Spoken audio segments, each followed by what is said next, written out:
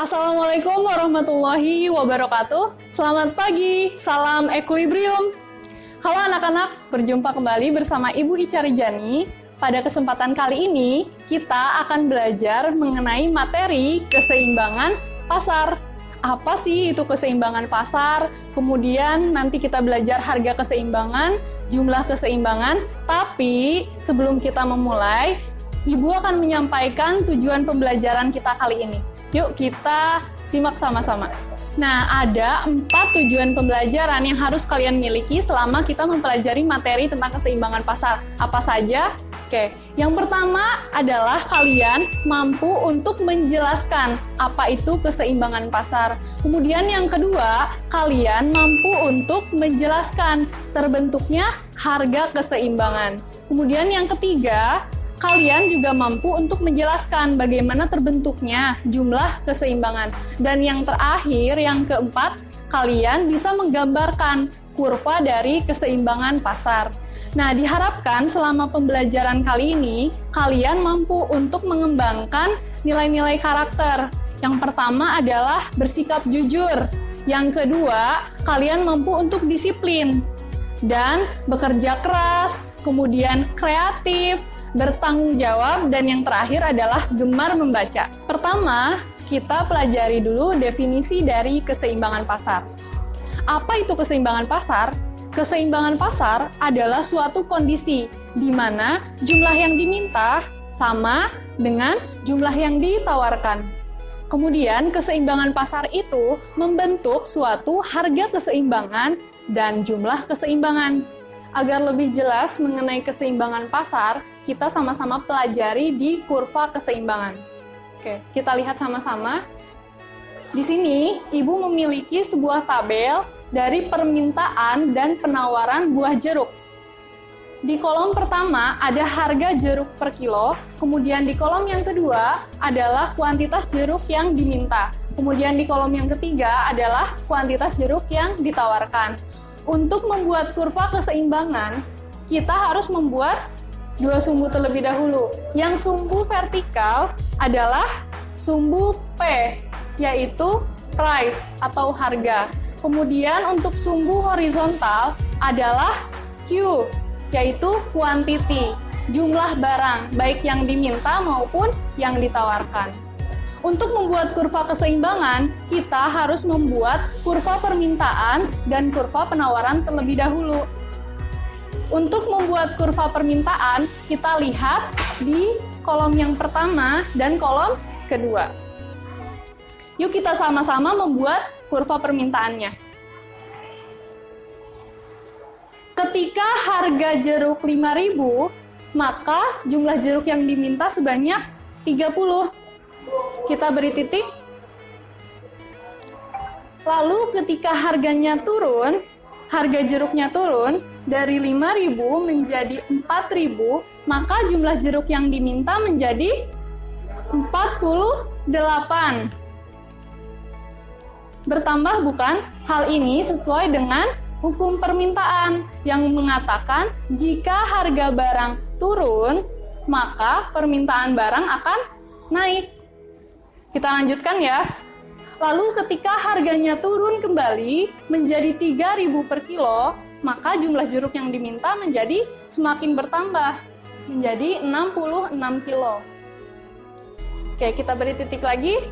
Lalu ketika harganya menjadi turun 2.000, maka jumlah jeruk yang diminta menjadi 84. Oke, lalu ketika harga jeruknya semakin murah 1.000, maka jumlah jeruk yang diminta akan jadi sangat banyak, yaitu 102 kilo. Lalu kita tarik garis. Tarik garis ke bawah, ini yang dinamakan garis kurva permintaan. Kita beri nama garis D, yaitu demand. Kurva permintaannya sudah, lalu selanjutnya kita buat kurva penawaran. Untuk membuat kurva penawaran, kita melihat dari kolom yang pertama dan kolom yang ketiga, yaitu kuantitas jeruk yang ditawarkan. Mari kita sama-sama buat kurva penawaran. Ketika harga jeruk 5.000, maka jumlah jeruk yang ditawarkan menjadi 100 2 kg. Ketika harga 5.000, jumlah jeruk yang ditawarkan yaitu 102 kg. Lalu ketika harganya turun menjadi 4.000, maka jumlah jeruk yang ditawarkan menjadi 84. Artinya jumlah jeruk yang ditawarkan mengalami penurunan. Hal ini sesuai bukan dengan bunyi hukum penawaran, yaitu ketika harga barangnya turun, maka jumlah barang yang ditawarkan juga mengalami penurunan. Harga dan jumlah yang ditawarkan itu berbanding lurus. Oke, kita lanjut ya. Maka ketika harganya makin turun menjadi 3.000, jumlah jeruk yang ditawarkannya menjadi 66 kilo, makin turun. Kemudian ketika harga jeruk 2.000, maka jumlah jeruk yang ditawarkan menjadi 48 sampai harga jeruknya 1.000, jumlah jeruk yang ditawarkan menjadi 30 saja. Nah, kita lihat sama-sama. Ketika harganya 1.000, maka jumlah jeruk yang ditawarkan hanya 30 kilo. Lalu kita buat garis untuk menyambungkan titik-titik ini. Nah, garis ini dinamakan garis kurva penawaran. Kita beri garis ini nama S, yaitu supply. Nah, coba kalian amati, di kurva ini terjadi pertemuan antara garis kurva permintaan dan garis kurva penawaran. Coba kita simak di kurva ini. Di sini terlihat bahwa kurva permintaan berpotongan dengan kurva penawaran. Nah, dari perpotongan itu akan terbentuk satu titik yang dinamakan titik keseimbangan atau yang dikenal dengan titik equilibrium. Nah, titik equilibrium atau keseimbangan ini menggambarkan jumlah keseimbangan dan harga keseimbangan. Jadi, di titik equilibrium ini kita akan mengetahui jumlah keseimbangan yaitu 66 dan harga keseimbangan yaitu 3.000. Oke, sampai sini kalian paham? Kita lanjutkan, kita akan membuat kurva keseimbangan dari fungsi permintaan dan fungsi penawaran. Yuk sama-sama kita lihat. Selanjutnya, kita akan membuat titik keseimbangan. Untuk menentukan titik keseimbangan dari fungsi, ada rumus yang harus kita gunakan. Bisa memakai rumus pendekatan fungsi Q atau rumus pendekatan fungsi P.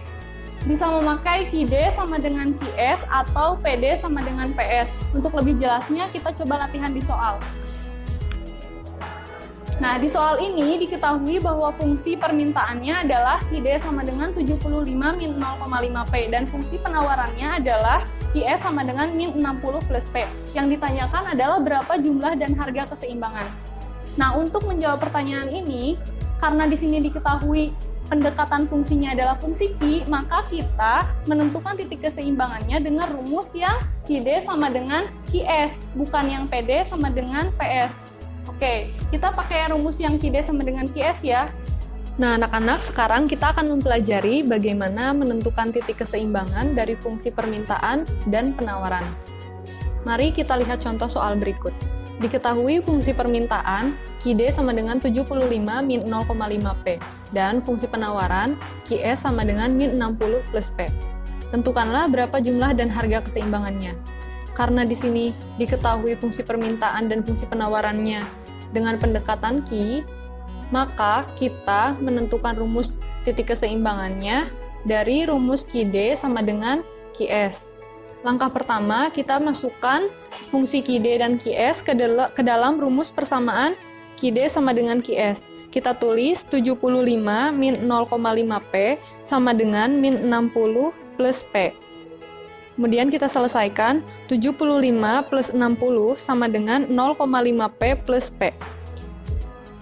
135 sama dengan 1,5P. Maka P adalah 90. 90 ini merupakan harga keseimbangan.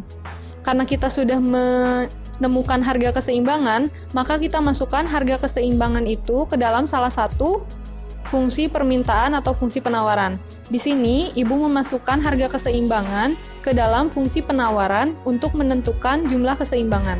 Kita tulis fungsi penawaran sama dengan QS sama dengan min 60 plus P. QS sama dengan min 60 plus 90. 90 ini adalah harga keseimbangan tadi, maka Q sama dengan 30. Q ini adalah jumlah keseimbangan, maka bisa kita ketahui bahwa titik keseimbangannya adalah 30,90. Sekarang kita akan mempelajari bagaimana membuat kurva keseimbangan dari fungsi. Untuk membuat kurva keseimbangan dari fungsi, kita harus membuat kurva permintaan dan kurva penawarannya terlebih dahulu. Untuk membuat kurva permintaan dari fungsi, sudah pernah kalian pelajari di materi sebelumnya. Untuk membuat kurva permintaan dari fungsi, ada dua langkah. Yang pertama, untuk menentukan titik P, caranya dengan mengenolkan Q-nya. Kita tulis terlebih dahulu fungsi permintaannya, QD sama dengan 75 min 0,5 P. Tadi untuk menentukan titik P, kita harus mengenolkan Q. Maka, 0 sama dengan 75 min 0,5 P.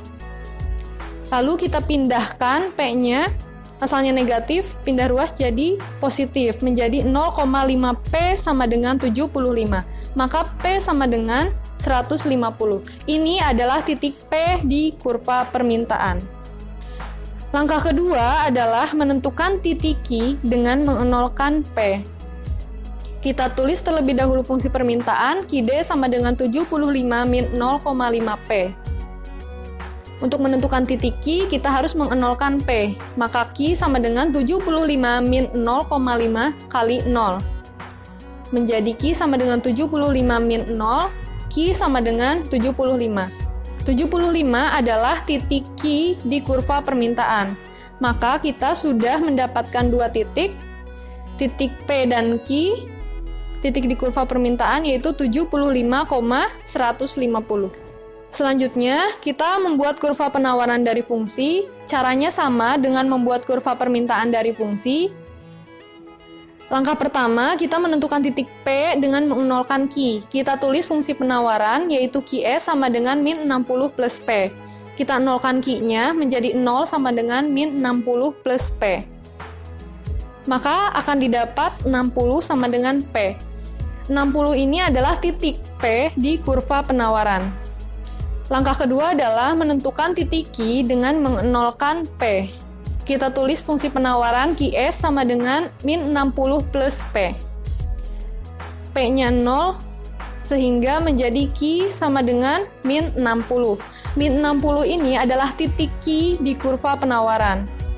Jadi kita sudah mendapat dua titik di kurva penawaran yaitu minus 60,60. Nah, sekarang kalian sudah mendapatkan tiga titik Q dan P keseimbangan yaitu 30,90, titik Q dan P kurva permintaan 75,150, dan titik Q dan P kurva penawaran minus 60,60. Selanjutnya, kita gambarkan di kurva keseimbangan. Kita buat sumbu P dan sumbu Q, lalu kita buat kurva permintaan terlebih dahulu. Untuk kurva permintaan, titik P-nya adalah 150 dan titik Q-nya adalah 75. Lalu kita tarik garis dan didapatlah garis kurva permintaan. Selanjutnya, kita buat kurva penawaran. Titik P di kurva penawaran adalah 60 dan titik Q di kurva penawaran adalah minus 60. Lalu kita tarik garis, dan didapatlah garis kurva penawaran. Ketika kurva permintaan dan kurva penawaran berpotongan, maka akan tercipta suatu titik keseimbangan atau equilibrium, yaitu pada saat titik P-nya 90 dan titik Q-nya sama dengan 30. Sesuai bukan dengan titik keseimbangan yang tadi sudah kita cari? Titik Q dan P keseimbangan yaitu 30,90. Nah, anak-anak, tadi kalian sudah belajar tentang materi keseimbangan pasar. Ibu harap kalian sudah mengerti ya. Sekarang, coba kalian buka aplikasi Si Pintar di alamat website berikut, kemudian kalian kerjakan latihan soal ekonomi yang ada di aplikasi. Waktu pengerjaannya nanti ada di aplikasi ya. Coba kalian selesaikan dan kerjakan. Sampai ketemu di materi selanjutnya. Selamat pagi, salam Equilibrium. Assalamualaikum warahmatullahi wabarakatuh.